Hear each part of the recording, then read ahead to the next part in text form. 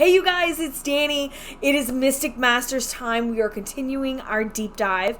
Today we're going to be doing from the Hanged Man all the way to the Tower. So I'm really excited to talk about these. I really love these images that are coming up. I mean, I love them all. I mean, I'm biased, but I love I love these in particular. They have some really great ones that I want to chat about. So let's go ahead and get right to it.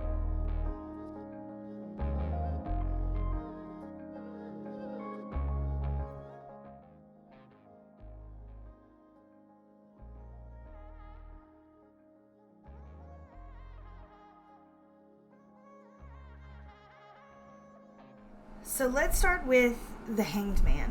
Come in a little closer. So you can see some similarities right off the bat with the RWS.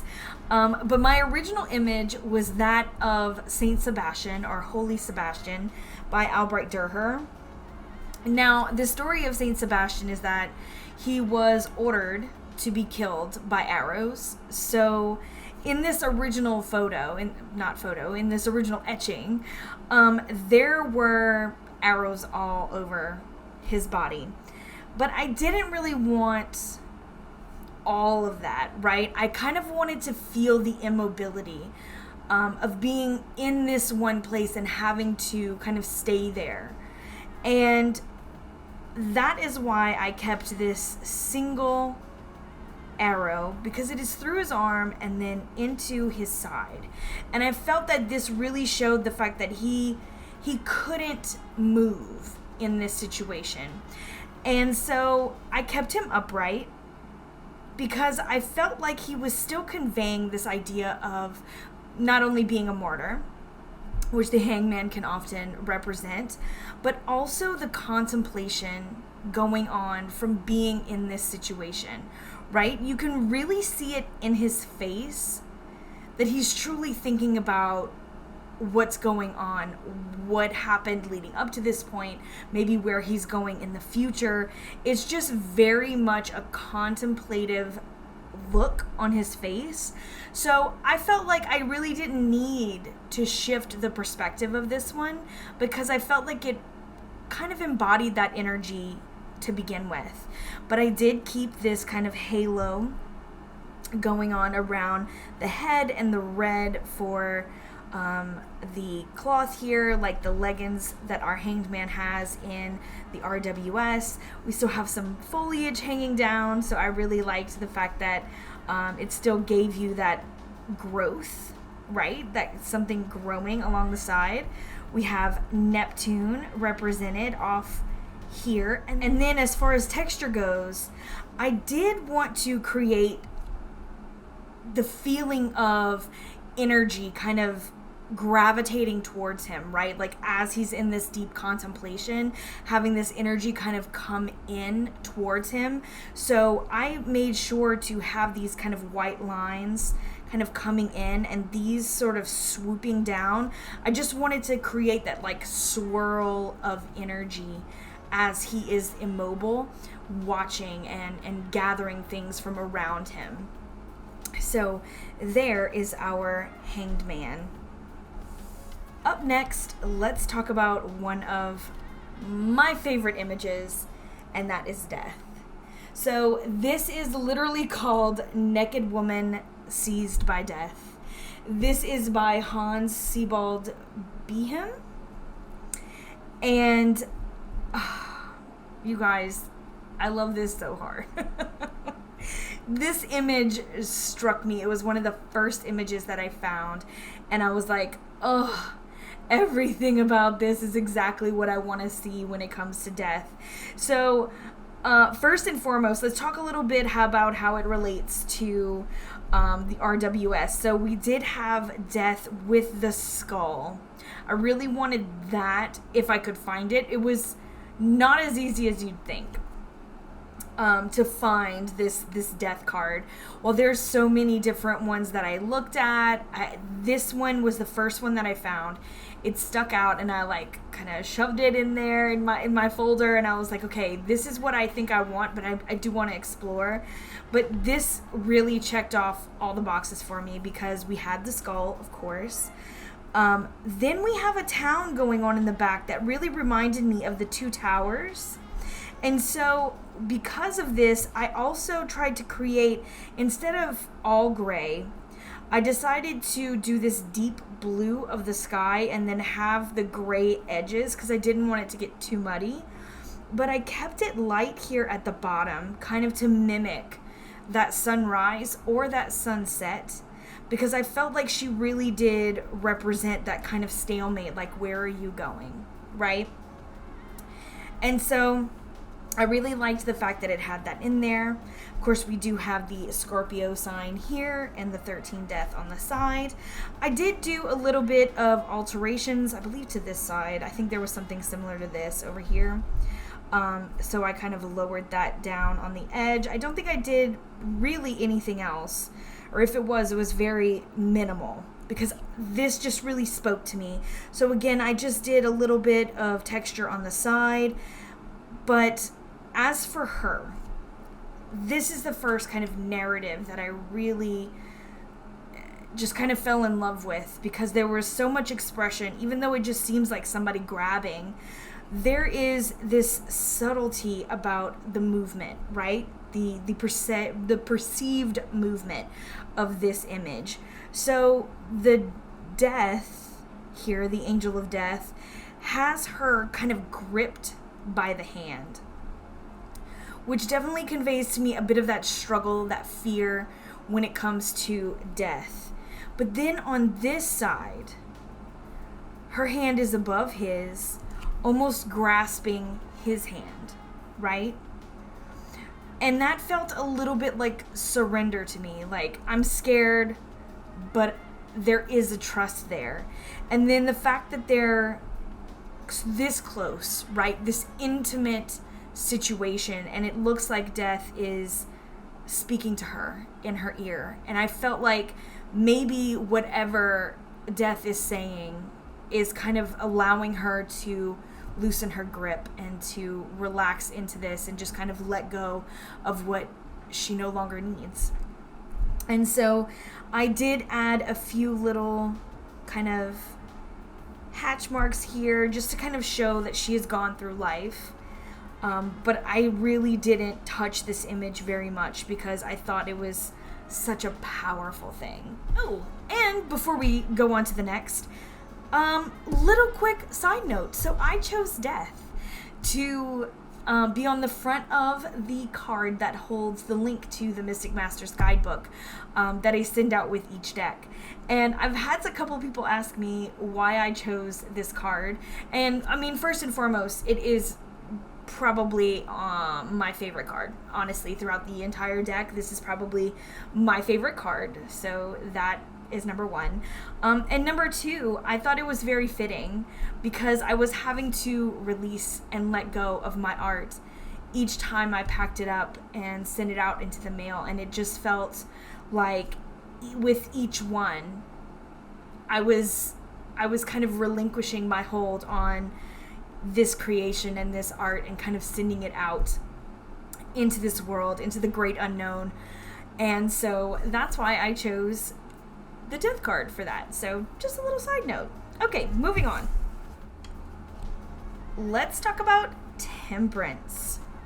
So Temperance here is moderation or temperance. This is by Jacob Matham. And so when I looked up, I knew that this was one of the virtues, one of the 7 virtues. So I did have quite a few temperance to choose from. But when I saw her, she was so delicate and so soft, but like still substantial in this way, which really gave way to that idea of moderation without really saying anything. I found her just allegorically, that word almost didn't want to come out, to kind of embody both the dainty and the solid, right? It was very, I don't know, she kind of housed both in such a beautiful, balanced way. And then we have, similar to these where we have 2 cups, for her, she has a vase here, or a jug, and a glass. that we have our stream through. So I thought that I really wanted to keep this kind of, again, very angelic and dainty when it came to her, especially because we usually have an angel depicted. So I don't know how easy it is to see, but along here, I decided to put in these white lines to almost mimic the wings of an angel without them actually being there and without me actually drawing and adding to it in that way, which is something I really didn't do much. I think I had maybe 2 that I actually added to in that way, and I was like, I don't want to do the wings, but I want the idea of the wings, right? So I created this along the sides. Everything is very kind of soft and sweet. I did continue on this kind of grass look here off to the side. I wanted to make sure that it looked like she was kind of standing in this place of growth. And then of course I added a little swirl because again, it just seemed angelic to me. It was something that I really wanted aesthetically to be there. But other than that, I really didn't pull much from the RWS aside from this kind of feel of the angel wings. I really kind of kept her in her kind of base form and just kind of let her breathe. So this is Temperance. So on to the devil. So this is another one of my favorites. I just love this image so much. So this is Nessus and Deianira. This is by Hans Siebold Behem. And right away when I saw this, I was like, yes, because not only was it, these characters in this situation, which I thought was fantastic because we have this like lust and this kind of trickery going on, but we also immediately, just upon looking at it, made me think of the god Pan, right? And just having all of this kind of crunched into one immediately made me think of the devil. So that is why I chose it right away. And I love how for Nessus, we can't really tell that he's a centaur. We just see these kind of goat-like legs at the bottom and then his face with the horns, which again, just brought Pan vibes right away to me. And it also gave way to the idea that through these pagan gods, they kind of created and shuffled them around to incorporate it into this Christian devil, right? But above all things, let's talk about, because they don't really match otherwise, but there is a chain at the bottom. Let's just talk about this image as a whole. So right away, I wanted to kind of show this lust, right? I wanted you to see this, but I didn't quite want him to be as visible at the top. I kind of wanted you to see her first and foremost, and then you really had to look. You really had to see what's going on. And when you look closer, you can see his face talking to her, convincing her, saying these things. He's got his hands in her hair, which seem really intimate, right? There's an intimacy about this. But then if you look even closer, not only is her hand, but his hand between her legs, right? So there is this like sexiness going on. Granted, in the story of Nessus, it is not sexy time. Okay. But in terms of the devil, right? I wanted this to really be seen here because I loved that it was incorporated there and we kind of seen it where it looked like she sort of surrendered to his advances, right? And if you notice down here at the bottom, I created the chain, but I left it completely loose, right? Because again, we have her hand kind of holding and caressing his bottom leg here and just really enthralled in the whole situation. And then you add on top of that the story and knowing that she was deceived by Nessus and that he told her, oh, my blood will work as this love potion. She was like duped into making sure that Hercules, her husband, was faithful to her, and she ended up killing him with his blood. So again, we have the blood represented on kind of splashed upon the page, because also I find with the devil, especially this Christian devil, this idea that someone is moving your strings and sort of making you do something. And it was definitely to represent the idea of the scapegoat. Like, oh, the devil made me do it, although there's blood on your own hands, right? The devil didn't come down and do these bad things. You did them yourself. So I just kind of wanted to have that represented in this card, and just everything about it just like steeps me in this. So this is the devil. We also have Capricorn here at the bottom. By far one of my favorites, just for the depth of what you see here and the story and meanings and the weight that it can hold, if you really kind of dive into those themes and those ideas. So there we have our devil. And last but not least, we have the Tower. The Tower! So this is the Tower of Babel. This was, it's marked anonymous, but it is credited to Jan Lycan. So here we have the Tower of Babel. Again, this is one of the ones that I was talking about earlier that I added to. I created our lightning lines very similar to RWS.